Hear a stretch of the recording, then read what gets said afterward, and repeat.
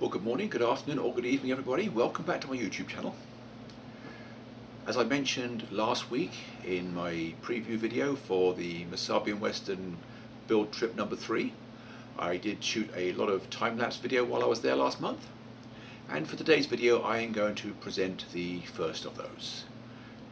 This represents the first couple of days' progress of that trip, where I worked on the diesel servicing area. So without further ado, let's just turn over to the other camera and take a look.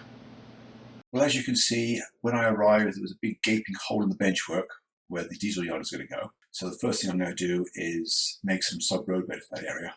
So I'll put a whole sheet of plywood on there, draw a round underneath, cut it to shape with the jigsaw, and then test fit it.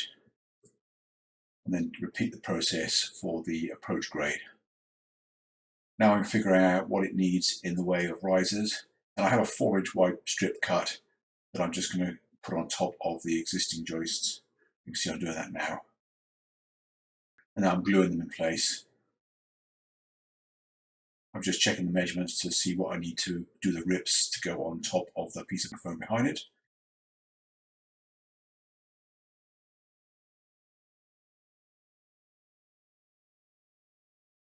It took me 2 attempts to get it right. First time it's like a 32nd of an inch off, so it wouldn't have been perfectly flat. And now once I'm happy with everything, put the top back in place, make sure it's in the right place, and I start screwing it down. Tack screw it in a couple of places before adding the approach piece.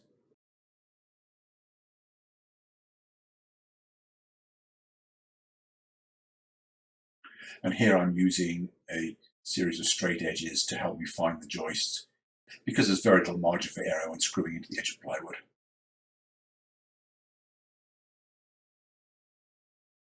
And once I've got a few screws in, the whole thing is sturdy enough for me to climb on and get the screws at the back, which are a lot easier to reach that way.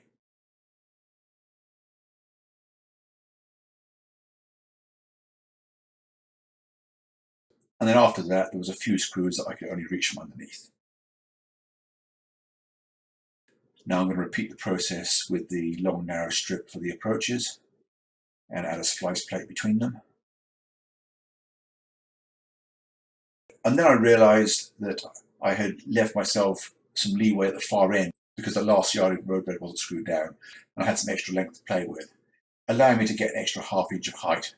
So I cut some shims and I'm inserting them in place. I didn't even have to remove the plywood completely. I just took it off one end at a time and gradually inserted the shims, and then put the whole thing back down again with longer screws.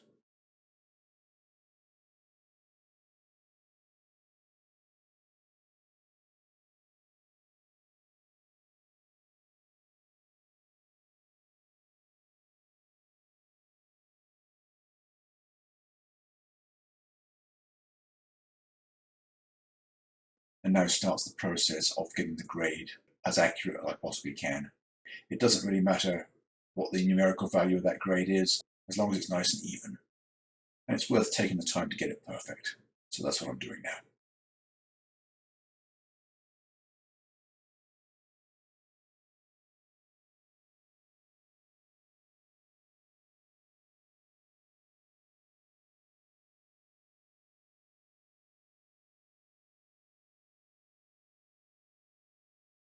Now it's time to screw that in place permanently.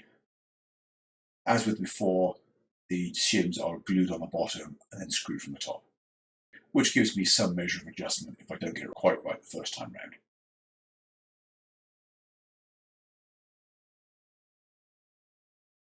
Now once everything is permanently attached, I can figure out what I need in the way of foam rubber roadbed.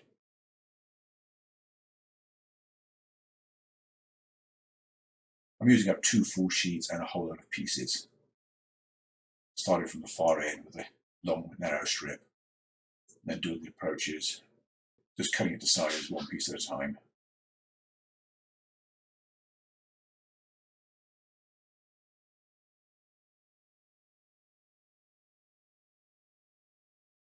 As you can see here, I'm gluing it down with 3M 77 spray adhesive. It's fairly easy to work with, although it doesn't give you much margin for error. I'm using a hard paint roller to press it down.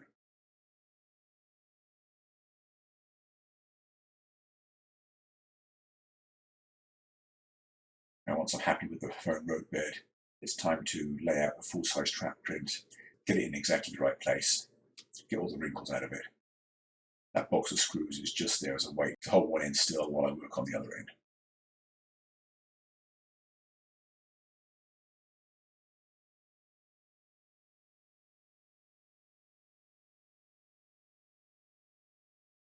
Now, once I'm happy with the location of it, I'm going to mark it out, starting at the front and going all the way back, one track at a time, cutting along the track center lines and then marking it with a Sharpie, gradually working my way from front to back.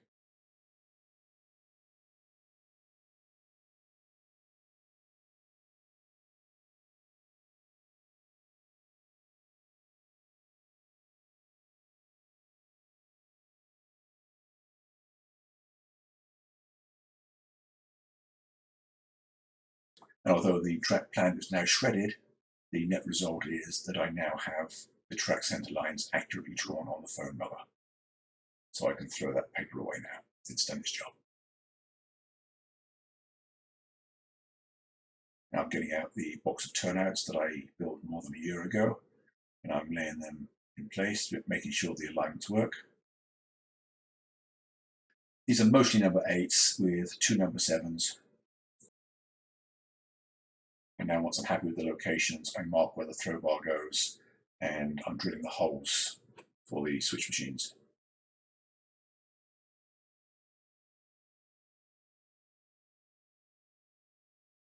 And then opening those out with a variety of tools and vacuuming up all sawdust. So I've got a nice clean work area to continue with.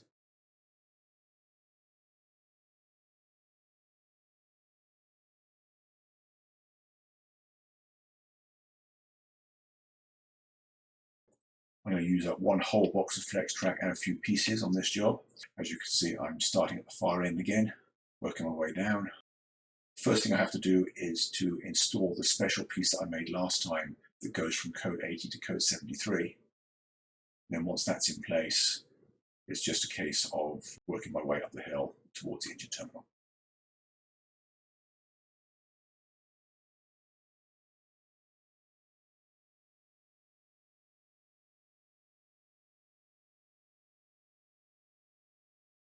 It's quite a long reach to the back of the benchwork here, and in an ideal world I would have done that first, but it was more important to get the yard operational. The diesel servicing facilities, the client figured, could wait until later.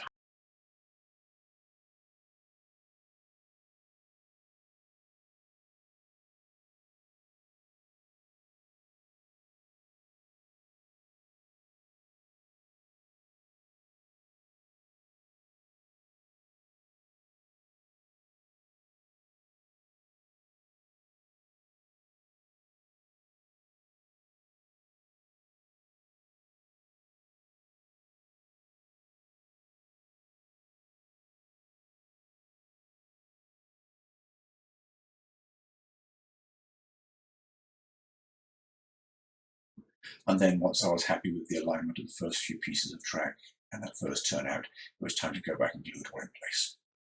You can see I'm doing that now.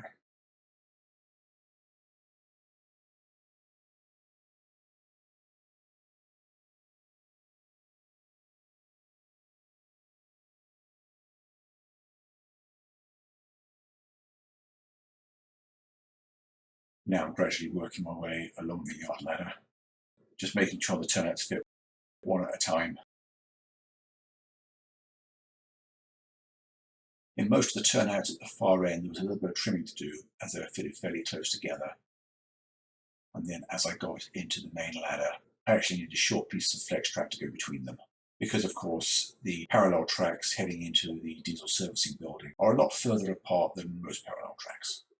I think the track spacing required by the Walters structure that we're going to use to kit bash is 2 3/4 inches. That's from memory, so don't quote me on that. I might be wrong.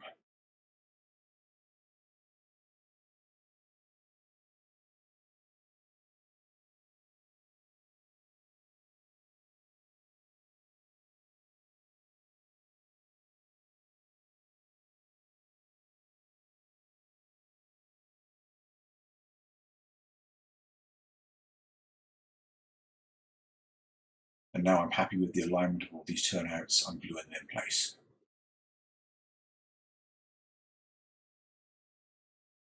And I'm bringing out the box of soda cans again to weight them down. And now with the rear ladder done, I'm going to add the front ladder.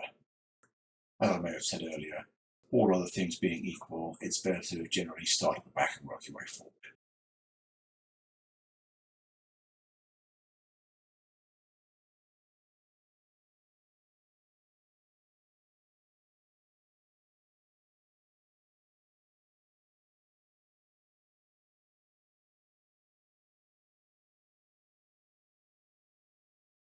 Now I'm using the floor of the engine house just to make sure that I do get the alignment of the tracks perfect.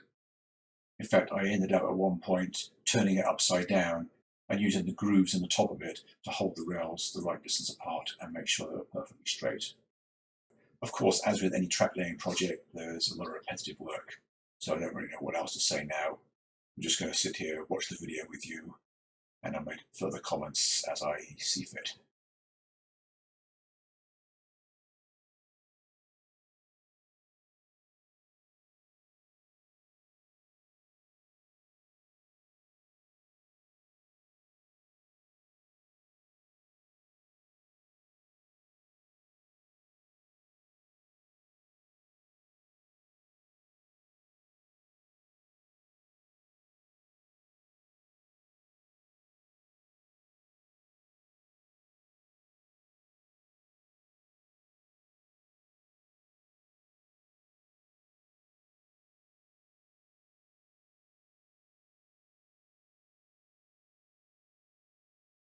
Okay, well, it looks like I've got the first 3 tracks in now. There you saw me slide the floor up and down the rails just to make sure they were perfect.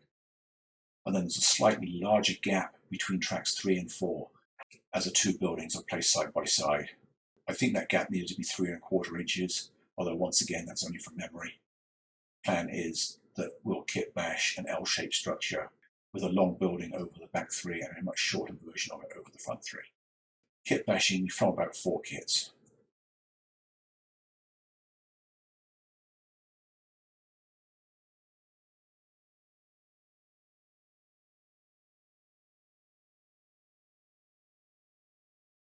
And then there are 4 other miscellaneous tracks in front of the maintenance building. One is just an extra parking track.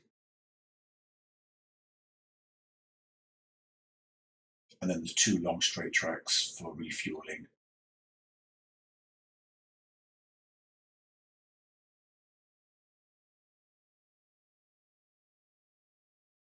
And then another shorter track nearest the operator, which is just a delivery track for fuel and sand. That's the track that's going in now. You may notice that I keep going around the end of the peninsula to have a look at the track. That's because by far the best alignment tool ever invented is the Mark I human eyeball. Looking at it from the end is by far the best way to find and eliminate any minor kinks.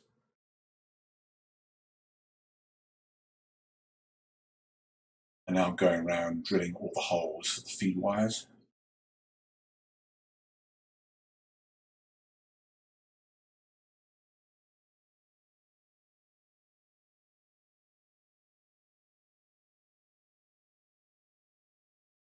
Not quite sure what I'm doing right now. I'm having a look under the bench right now just to make sure I haven't missed anything, and I realise that I didn't put the bus wires in yet.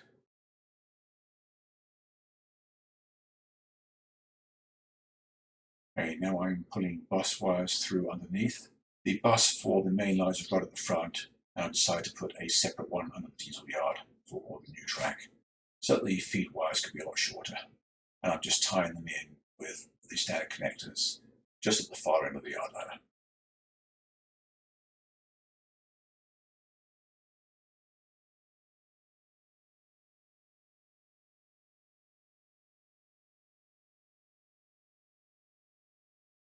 And at this point I realised that there were a few feed wires that I couldn't possibly reach because I forgot to cut a hole in the lower level. So after a little bit of deliberation, I decided to cut the end of the plywood off, install those wires, and then put it back again. That was a lot easier than cutting a hole in the lower level from below with the jigsaw, holding it upside down. And of course, leaning over the turntable, there would be the chance of dropping it with disastrous results, so I didn't want to risk that. And now I'm going around prepping and installing all the feed wires from the top. Even for this small area, there's quite a lot of them, because every piece of rail must have its own feed. It's important not to rely on rail joiners for electrical conductivity.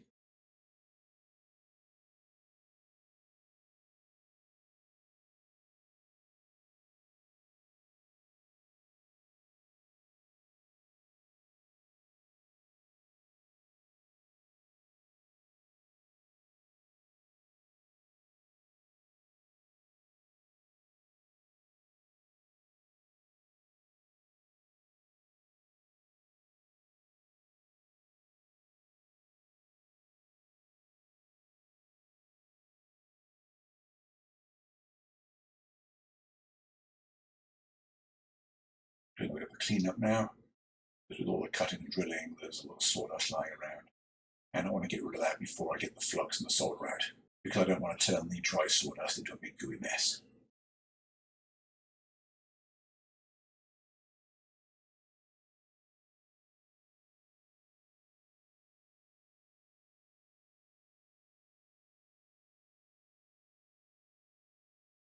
And now I'm soldering all the feed wires, starting at the far end and gradually working my way down.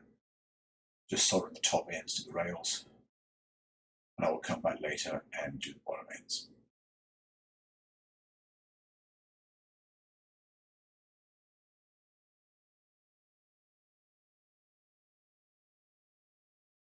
And once all the feeders are in at the tops, I would come back the next day and install the bottoms. I didn't do the switch machines just yet. I went and worked on another area of the railroad, and then I came back for that. Partially because there was going to be additional switch machines in another area, and I wanted to do them all together as one batch. And also, I ran out of red feeder wire. I thought 500 feet was going to be enough, and apparently it wasn't.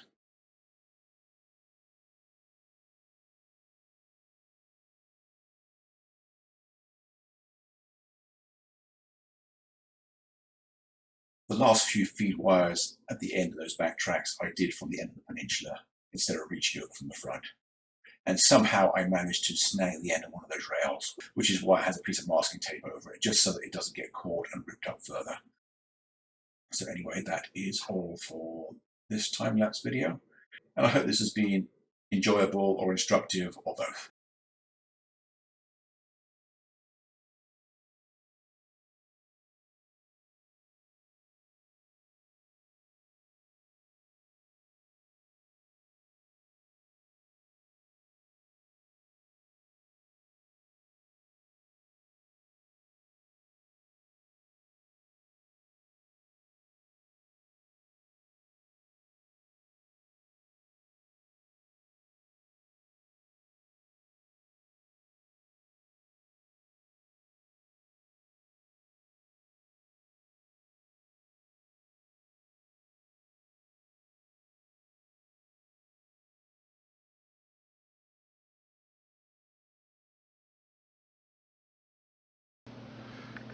Well, that's all for this week. Hope you enjoyed the show. Not quite sure what I'm going to present next week. I have so many exciting projects in the pipeline right now that I might mix it up a little bit and show you something completely different. So don't go away. I will check in with you again next time. Thanks for watching, and bye for now.